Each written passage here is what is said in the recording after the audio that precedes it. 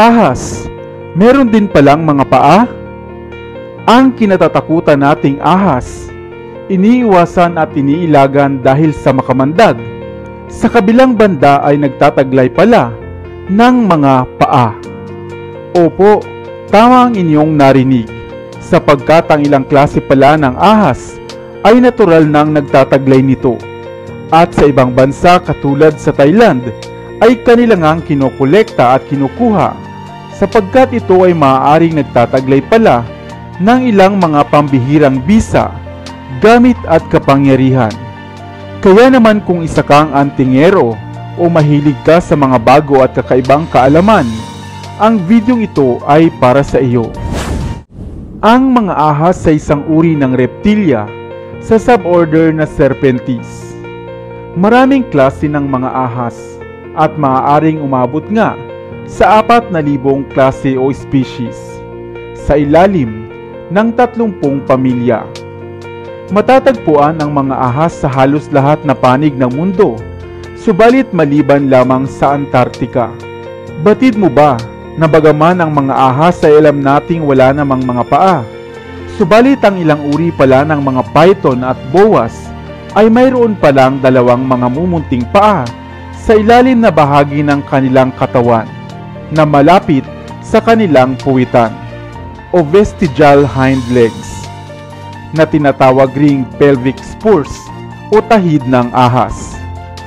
Ayon nga sa kasaysayan ng ebolusyon ng mga ahas, ang mga ahas pala ay nag-evolve buhat sa mga lizard o butike at ilan pang mga kapamilya nito na mayroon ngang 4 na mga paa. Ang mga paang ito ng ahas ay hindi natin kadalasang agad-agad mapupuna o makikita dahil ito ay nakatago at nagiging visible lamang kung kinakailangan. Kadalasan nilang ginagamit sa pakikipaglabing-labing sa mga babaeng ahas. Sa makatuwid, ang mga lalaking ahas lamang ang karaniwang nagtataglay ng mga tahid na ito. At kadalasan din nila itong ginagamit sa pakikipaglaban o sa pakikipagtuos sa iba pang lalaking ahas. Subalit, bakit nga ba ito kinokolekta o kinukuha? Ang tahid ng ahas palang ito ay mainam na inilalagay sa garapa, sinasangkapan ng lana, at isa palang mainam na gamit bilang panghalina, mutya at panghatak ng pera o bilang pampaswerte. Ikaw, mayroon ka bang kilala na maaaring nagtataglay nito?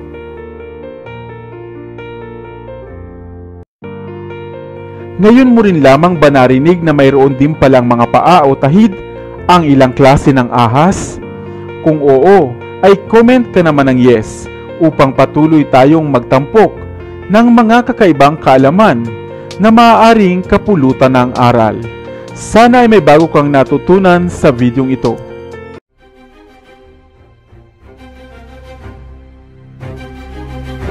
Narinig mo na ba ang tungkol sa bato na makukuha raw sa ulo ng mga ahas?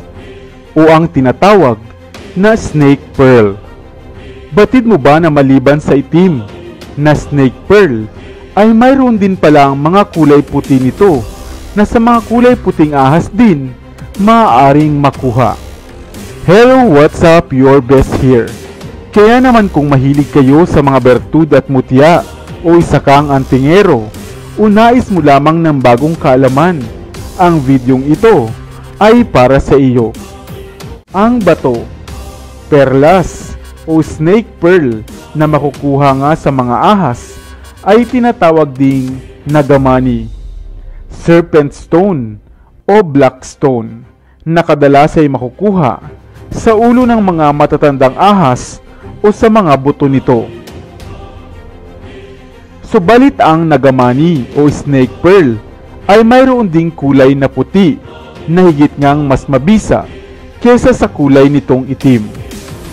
Ayon sa paniniwala, partikular na sa Africa, India at maging dito sa Asia, ang nagamaning ito ay mainam na ginagamit o magagamit sa panggagamot at pininiwalaang mainam nga sa mga kamandag o kagat ng ahas at ilang insekto. Subalit higit na gamit nito ay ang sinasabing mas mainam nga itong gamitin bilang pangontra laban sa mga masasamang espiritu. Subalit ang mga kagat ng ahas o kamandag nito ay marapat nga at higit na nangangailangan ng tulong medikal upang ito ay hindi kumalat sa ating katawan kung sakaling makagat ka nga ng ahas. Subalit sa kabilang banda, ang puting batong ito ay kadalasang makukuha sa mga matatandang puting ahas. Napakabibihira lamang ng puting ahas o ng albino snake at madalas ay sa mga uri ng ball python nagkakaroon ng ganitong albino o kulay puti, dulot ng kanilang natatanging pamamaraan ng pagpaparami. Bagaman kadalasan silang inaalagaan o ginagawang pet tulad ng albino Burmese python, marapat na maging maingat dahil ahas pa rin sila at maaaring mangagat. Subalit hindi lahat ng ahas na puti o albino ay may ganitong bertud o stones sa kanilang katawan. Ito ay napaka-rare lamang makuha at bibihira lamang matagpuan sa mga albino snake. Ang bertud na ito nga ay isang mabisang pangontra sa mga bad spirits at gaya din sa mga kamalasan. Mainam din itong pang-akit o panghatak ng swerte sa negosyo man o sa paghahanap ng trabaho at mga usaping kaperahan. Kaya naman kung magkataon na makakuha o makasumpong ka nito, ay iyo itong ingatan upang magdala sa iyo ng swerte at labis na kasaganaan. Ikaw, nakakita ka na rin ba ng puting ahas o ng albino snake? Sana may bago kang natutunan sa videong ito. Iwan ka naman ng comment sa comment section sa ibaba. I-like at i-share mo na rin para naman sa kaalaman ng iba. Masarap, malinamnam, at lasang parang karne ng manok. Ganyan kung ikumpara ng mga nakatikim na ng karne ng ahas. Isang exotic na putahe na pawang ang mga taong may malalakas lamang na loob ang nakakasubok nito.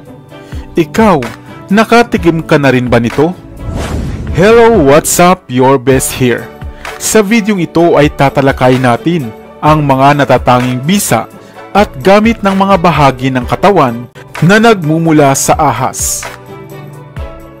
Ang balat ng ahas, ang laman nito, ang apdo ng ahas, ang langis buhat sa karni nito, ang buto ng ahas, at ang bato buhat sa kamandag ng mga ito.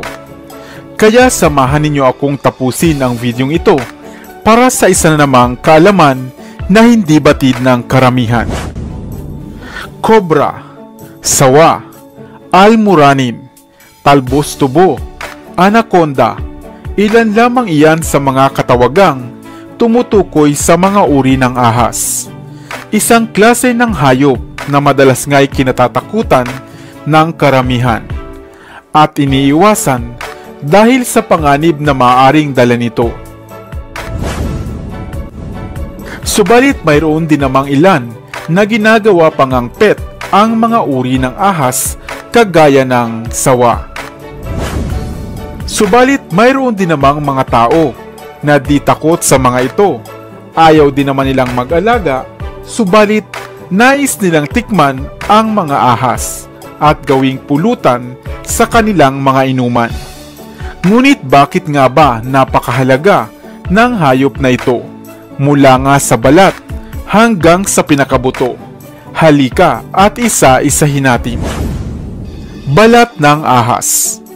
Ang balat ng ahas ang isa sa pinaka-rare at mahal na uri ng balat o leather na mula sa hayop.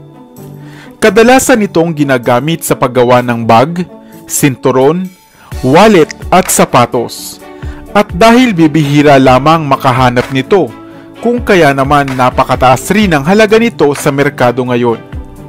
Ang balat naman ng ahas o pinaglunuhan ay isang mainam na pampaswerte lalo na sa mga sugal. Ang sinuman na makapagtanga nito ay parating suswertihin sa mga sugalan o tinatawag nga na liyamado. Kaya kung may makita ka mismo na ahas na nagpapalit ng balat, ay kunin mo ito at gawing isang lucky charm. Laman ng ahas. Gaya ng aking nabanggit, ang karne o laman ng ahas ay kadalasang ginagawang pampulutan sa mga probinsya. At ayon nga sa mga tao na nakatikim na nito, ay higit pa nga itong malasa at masarap kesa sa manok. Madalas nila itong iniihaw o iniluluto ng adobo. Langis ng ahas. Narinig mo na rin ba ang tungkol sa langis na ito o snake oil? Ang langis na ito ay ginagamit kahit noon pa ngang sinaunang panahon. Lalo na nga sa mga sinaunang panggagamot ng mga Tsino. Ayon nga sa pag-aaral, ang langis na buhat sa ahas ay napakabisang gamot o ointment na mainam na panlaban sa mga sakit sa balat, arthritis at mga pamamaga o pananakit ng kasukasuan. Ang mga ahas ay isang cold-blooded animal at nagtataglay sila ng mga essential oils sa kanilang katawan na mayaman nga sa omega-3 na kagaya ng isdang salmon. Kung ipapahid mo ito sa nananakit na katawan o tuhod, ay agad itong i-absorb ng ating balat o ng cell membrane at agad mawawala ang nadaramang sakit. Ganyan kahusay ang snake oil. Maaari mo ngang kunin ang langis na na-extract sa nilulutong laman ng ahas. Itabi ito at maaaring magamit sa nadaramang sakit sa tuhod o sa balat. Apdo ng ahas. Ang apdo ng ahas ay isa ring sinaunang gamit na gamot. Ito ay mainam nilang gamit na pampurga, lalo na nga sa mga sanggol. Isinasangkap nila ito o inihahalo ang katas sa katas ng iba pang gulay gaya ng ampalaya at nilalaki pa ng honey o pulot. Pagkatapos ay pinapainom sa mga sanggol. Subalit may isang artikulo na nagsasabi na marapat na ito ay hindi sariwa o hindi bagong kuha. Marapat na ito ay patuyuin upang mawala ang mga bakteryang maaaring naroon. Buto ng ahas. Matapos ngang pulutanin o kainin, ang mga buto naman ng ahas ay pinagdudugtong-dugtong isa-isa at mainam na ginagamit sa oras na manakit daw ang katawan, bunga ng mahabang pagod sa maghapon. Itali lamang ito sa bewang at antaying mawala ang sakit na nararamdaman. Bato sa ulo ng ahas. Hindi lahat ng ahas ay meron nito. Pawang ang mga makamandag na ahas lamang ang maaaring magtanga nito. Maaaring mamuo ang mga hindi nagamit na kamandag o venom at sa paglipas nga ng mahabang panahon, ito ay maaaring maging kristal o isang bato. Mainam itong pampaswerte sa mga sugalan at ginagamit nga na panlunas laban sa mga kagat ng ligaw na hayop tulad ng ahas. Alin sa mga ito ang narinig mo na? Dito na sa Best TV, tayo ay matuto, utak mapuno ng bagong kaalaman. Dito na sa Best TV, tayo ay lumibot, lihim na mundo ay ating matuklasan. Dito yan sa Best TV, dito yan sa Best TV, dito yan sa Best TV. Sapagkat ang mga laki may alam, dito yan sa Best TV.